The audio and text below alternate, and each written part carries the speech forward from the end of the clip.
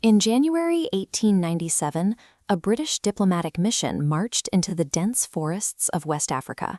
They were unarmed, intending to negotiate trade with the King of Benin. Instead, they were ambushed and massacred. When news reached London, the Admiralty issued an immediate order: launch a punitive expedition. To do this, they had to pull ships and men from bases in Malta, Simonstown in South Africa, and England, dragging assets across a 4,500-mile logistical gap. The military machine was put on a strict ticking clock. They had exactly 29 days to organize, provision, and land a 1,200-man force. And they had to do it with zero pre-existing intelligence on the target terrain. Because no modern surveys existed, the British had to rely on makeshift methods to gather basic intelligence.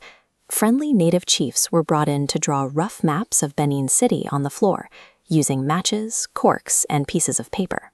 The British military was forced into a blind, high-speed global mobilization to counter a deeply isolated, unmapped empire.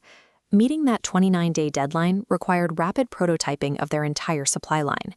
A commercial P&O cargo ship was recalled as it left the Thames, stripped and converted into a fully equipped hospital ship, complete with specialized ice rooms, in exactly 5 days.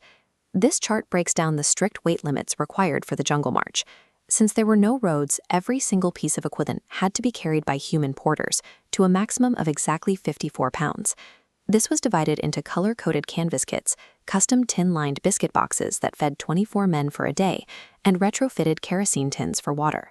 The heavily laden troops first hit the oppressive African climate at Warraji. This was a stifling, malarial river base choked with endless mangrove roots, serving as the jumping-off point for the inland march. To survive the jungle, the British had to deconstruct their massive industrial war machine into modular, human-carried components. The Benin bush was a physical nightmare. It was a 2,500-square-mile dense forest of towering 200-foot cotton trees and tangled undergrowth. The canopy was so thick the sun was barely visible, and the paths were worn trenches, only wide enough for single-file marching. This geography heavily favored the defenders. The Benin warriors cut ambush paths, parallel lanes hidden 15 yards deep in the thick brush. From here, unseen shooters could fire long Dane guns, cheap, smooth-bore muskets loaded with jagged metal, and instantly vanish back into the foliage to reload. The British countered this with a relentless rhythm of precautionary volley fire.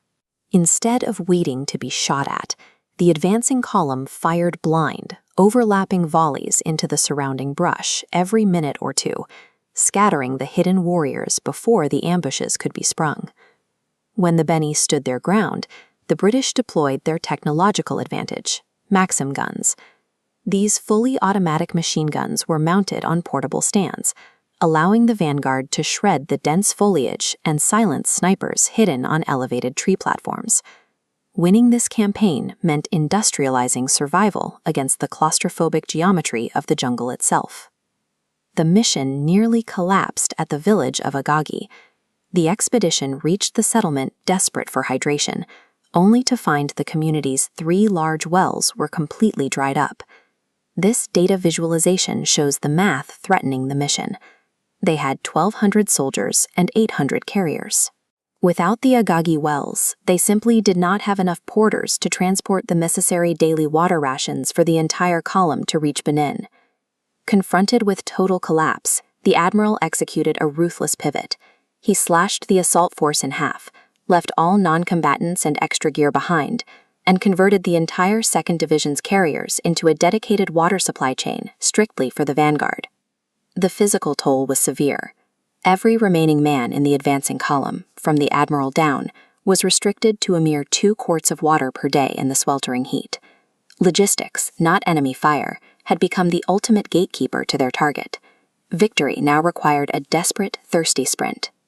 Reaching the outskirts of the city, the vanguard encountered heavy resistance.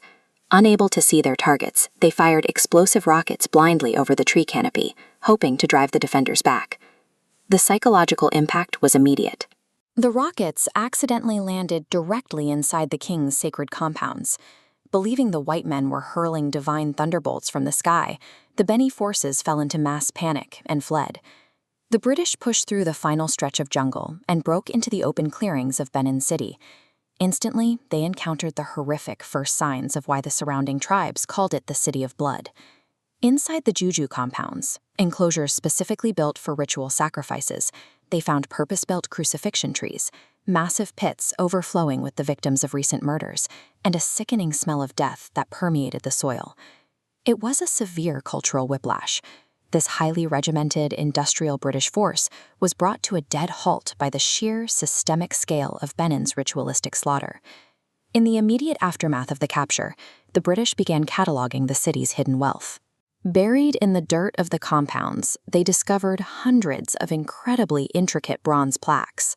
The soldiers were struck by a confusing contrast. They were standing in a city with a barbaric, blood-soaked reputation, yet holding artifacts of breathtaking craftsmanship. On the final day of the occupation, a stray spark from a camp caught a dry thatched roof. Within minutes, the intense heat and driving wind triggered an unstoppable cyclone of fire. British forces scrambled in a frantic evacuation. They fought through the blinding smoke to save their wounded, drag out their remaining provisions, and rescue the bronze artifacts from the blaze. The British had crossed thousands of miles to systematically dismantle an empire, but an accidental fire ultimately purged the City of Blood from the map forever.